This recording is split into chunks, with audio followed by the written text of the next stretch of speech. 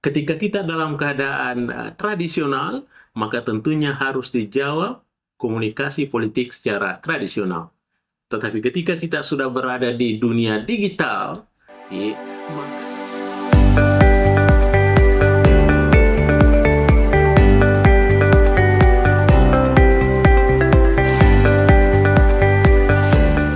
Assalamualaikum warahmatullahi wabarakatuh.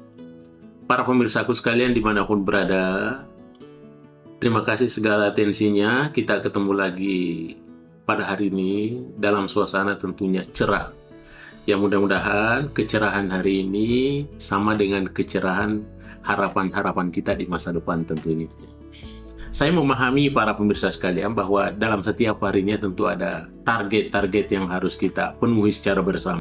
Ya. Kita harus store bersama, kita harus lampaui secara bersama. Iya, tentu saja, namun harapan-harapan itu kadangkala tidak kesampaian atau tidak terpenuhi secara maksimal karena adanya yang disebut dengan noise atau gangguan di dalam komunikasi. Baik para pemirsa sekalian, terima kasih, kita jumpa lagi dengan Mr. Koronis. Komunikasi romantis dan humanis. Baik para pemirsa sekalian dimanapun berada, tentu saja channel YouTube kita ini selalu berbicara tentang fenomena-fenomena komunikasi. Selalu saya sampaikan bahwa kini komunikasi itu hampir tidak ada lagi dinding, tidak ada lagi hijab, tidak ada lagi batas yang mengantarai terkait dengan tindakan-tindakan komunikasi kita, terkait dengan konsep-konsep komunikasi, terkait dengan bagaimana fenomena-fenomena itu harus dibahasakan secara komunikasi. Saya pernah sampaikan para pemirsa sekalian bahwa komunikasi itu adalah satu ilmu yang sifatnya multidisipliner. Kenapa? Karena komunikasi itu bisa didekati dengan fenomena-fenomena lain.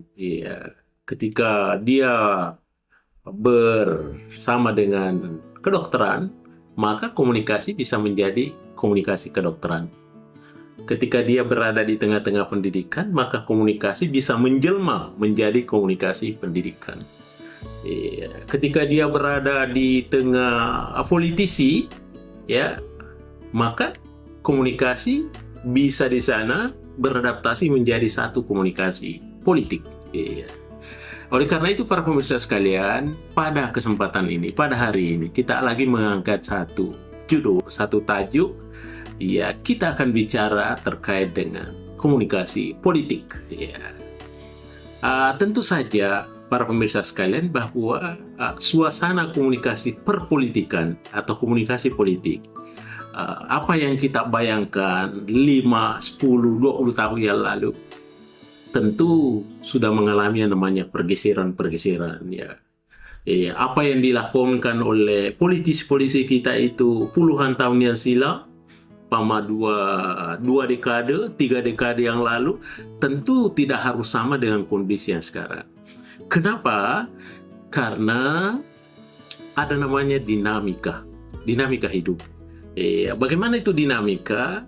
Ada perkembangan, ada perubahan-perubahan yang terjadi secara signifikan sehingga membuat kebijakan-kebijakan komunikasi politik juga harus berubah.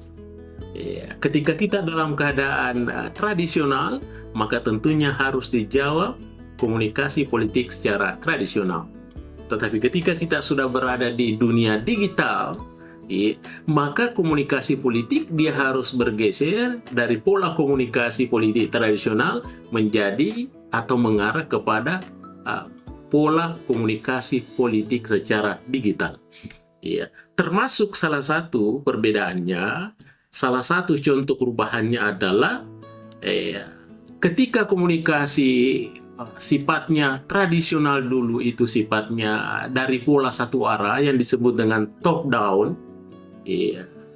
Ketika dia sudah mengarah merujuk kepada dunia digital, maka komunikasi politik itu dia berubah dari pola satu arah atau top down menjadi pola yang lebih interaktif, lebih cepat, dan yang paling terpenting adalah harus berbasis data. Kenapa? Karena ini merupakan satu strategi efektif yang saat ini ya, yang tentunya tidak lagi mengandalkan baliho-baliho ya 5-10 tahun yang lalu. Kita mengandalkan pidato-pidato televisi, bagaimana pidatonya memukau, retorika yang baik.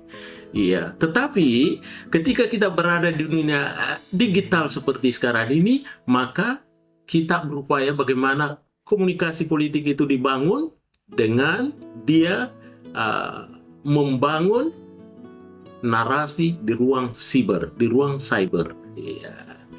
Kira-kira ya di dunia era digital sekarang ini, ya, maka komunikasi politik itu ya, yang harus disesuaikan, dikondisikan itu, ya, bentuk-bentuk komunikasi politik yang cocok dengan era digital itu kira-kira seperti berikut ini. Saya akan ketengahkan itu. Yang pertama, ya seperti yang saya bahasakan tadi, bahwa kini harus namanya berbasis data. Maka itu targetnya yang pertama. Dari sisi mikro, ya komunikasi politik di era digital harus targetnya berbasis data. Ya, so kalau tidak berbasis data, maka pasti dia akan ketinggalan. Ya, kenapa berbasis data? Kenapa harus menggunakan big data? Karena di sini adalah dia bisa memetakan preferensi pemilih secara spesifik. Ya, tentu saja ada cara-cara kerja yang dilakukan ya.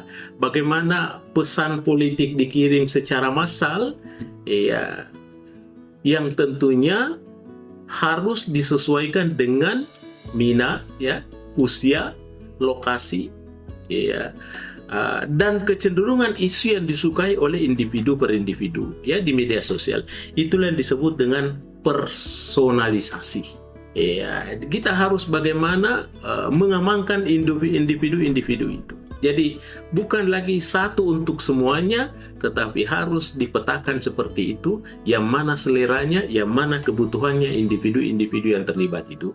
Sehingga apa yang menjadi pesan-pesan komunikasi kita, cara kerja komunikasi politik itu, dia merasa ada apa ya, engagement.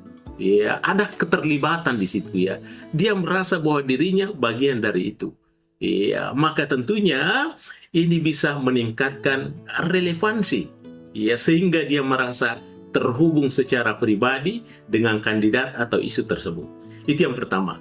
Kemudian yang kedua, ya bagaimana komunikasi politik di era digital ya bentuknya itu.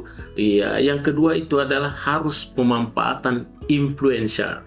Ya, dan key opinion leaders. Ya, apa maksudnya? Ya, maksudnya di era sekarang ini, karena dunianya sudah dunia digital, ya maka tentunya kepercayaan seringkali lebih kuat ya daripada kepada individu daripada institusi atau partai. Ya, sehingga orang merasa percaya ketika dia menyampaikan di dunia cyber, influencer menyampaikan itu, kadang-kadang masyarakat kita, komunikan kita, audiens kita itu lebih percaya itu ketimbang dengan institusi partai yang dibangun itu ya. Ada kepercayaan-kepercayaan seperti itu. Jadi intinya di sini bahwa perlu ada dibangun yang namanya kolaborasi. Ya, bagaimana kolaborasi itu artinya politisi itu harus bekerja sama dengan konten kreator. Ya, yang kuasai dunia cyber ini, dunia digital ini adalah konten kreator. Ya, karena kontennya yang begitu bagus, di samping dia konten juga konteksnya meyakinkan, sehingga dengan demikian masyarakat mudah mempercayainya. Ya, masyarakat tinggal disuguhkan dengan itu ya, sehingga merasa bahwa inilah yang benar, inilah yang baik, inilah yang saya harus pilih ya. Ya, sehingga kolaborasi dengan konten kreator itu adalah sesuatu yang wajib. Ya, kemudian bagaimana efeknya? Efeknya tentunya adalah menghilangkan kesan yang kaku dan formal pada komunikasi politik tradisional. Ya, karena sudah ada pergeseran dari dunia tradisional ke dunia digital. Itu yang kedua. Kemudian yang ketiga, para pemirsa sekalian, ya perlunya ya kita bangun bentuk-bentuk komunikasi politik di era digital ini tentunya melalui kampanye melalui media sosial interaktif. Ya, kenapa? Karena sekarang ini dunianya adalah dunianya media sosial. Ya, berapa platform ya, multi platform yang ditawarkan di media sosial itu umpama ya. Ada TikTok umpama ya, ada Instagram ya, ada live ya, ada live streaming ya, ada Twitter ya, ada WhatsApp umpama ya. Ini digunakan untuk menciptakan komunikasi dua arah. Iya, jadi seperti live streaming umpama ya. Iya, fitur live. Ini memungkinkan politisi menjawab pertanyaan warga secara langsung tanpa harus sensor. Iya, menciptakan kesan transparansi dan aksesibilitas. Ya, artinya mudah diakses begitu ya. Ketika ada permasalahan-permasalahan audiens, ada permasalahan halayak, dan ketika itu bisa bertanya dan kemudian politisi bisa menjawabnya. Ya, komunikator politik bisa menjawabnya dengan baik, sehingga dianggap bahwa ini adalah sesuatu yang mencerahkan. Kemudian ya, diupayakan juga di dalam kampanye melalui media sosial interaktif itu tentunya ada konten yang sifatnya visual ya dan pendek ya. Tidak perlu panjang-panjang, karena ini adalah untuk merangkum kebijakan yang kompleks menjadi informasi yang sederhana. Ya, atau yang disebut dengan shareable. Ya, ini kan sekarang perlunya di-share apa pesan-pesan itu, meskipun pendek narasinya, tapi intinya yang penting ujung-ujungnya adalah sampai komunikasinya di masyarakat, sampai pesan komunikasi politiknya di masyarakat. Itu yang ketiga. Kemudian yang keempat, para pemirsa sekalian, ada disebut dengan digital storytelling ya. Iya. Bagaimana itu digital storytelling? Saya sudah sampaikan tadi di awal bahwa bukan lagi membuat satu pesan politik satu untuk semua, itu sudah ketinggalan. Tetapi yang paling terpenting adalah bagaimana kita membangun sebuah pesan-pesan komunikasi politik dengan tentunya mengarah kepada situasi dan kondisi atau apa yang merupakan kebutuhan masyarakat, sehingga masyarakat itu merasa ada keterlibatan, ada perhatian, ada kepedulian terhadap mereka terkait dengan itu. Karena konten-konten atau pesan-pesan komunikasi politik yang dibawanya tidak sekedar untuk menggambarkan sesuatu visi misinya, tetapi di balik itu ada juga satu tindakan kuratif. Ada tindakan solusi yang diberikan kepada penontonnya, kepada audiensnya, sehingga merasa bagian dari itu. Kemudian itulah yang disebut dengan ada sifat ya humanisasi ya. Ya, ada sifat sisi manusiawi kandidat ya. Ya, misalnya terkait dengan hobi, terkait dengan keluarga, dia peragakan itu, ya dia deklarasikan itu sehingga pemirsanya, masyarakatnya, audiensnya mampu melihat dengan baik bahwa dia adalah sosok-sosok politisi bukan sekedar baik secara personal, tetapi dia juga baik secara komprehensif, secara keluarga ya. Ya, kemudian di balik itu ada juga tentunya narasi-narasi yang sifatnya visual ya. Bagaimana itu narasi visual? Ya, penggunaan estetika visual yang membangun citra umpama ya, yang disebut dengan biasa political branding ya, itu ya, itu yang keempat. Kemudian yang terakhir, para pemirsa sekalian, bagaimana posisi pesan-pesan politik, komunikasi politik di dunia tradisional yang mengarah kepada di dunia digital. Yang kelima itu perlunya mobilisasi relawan digital ya, karena sekarang dunia digital, maka tentunya kita kenal yang disebut dengan digital grassroots ya. Apa itu digital grassroots? Artinya ada upaya-upaya yang dilakukan oleh politisi untuk mobilisasi relawan-relawan digital ya. Ada kelompok-kelompok tertentu, ketika ada narasi-narasi yang dibangun di media sosial ya, maka untuk mengimbangi itu, maka peimbangnya adalah kita harus mobilisasi relawan digital untuk menjawab itu, sehingga informasi nanti itu tidak bias, tapi informasi itu sudah berimbang. Karena ada perlawanan, ketika diserang secara digital, maka dia harus menyeimbangkan, menjawab juga secara digital, sehingga ada balance antara keduanya. Ya, saya berpikir para pemirsaku dimanapun berada, saya kira inilah menjadi satu renungan kita bersama. Bagaimana pesan-pesan komunikasi politik yang dibangun, yang tentunya hari ini sudah berbeda dengan yang kemarin. Dunianya yang dulu tradisional, sekarang sudah berubah ke dalam dunia yang sifatnya di era digital. Sehingga konsep-konsep politisi, konsep-konsep tentang komunikasi politik juga harus dirubah. Karena modern harus dijawab juga dengan modern.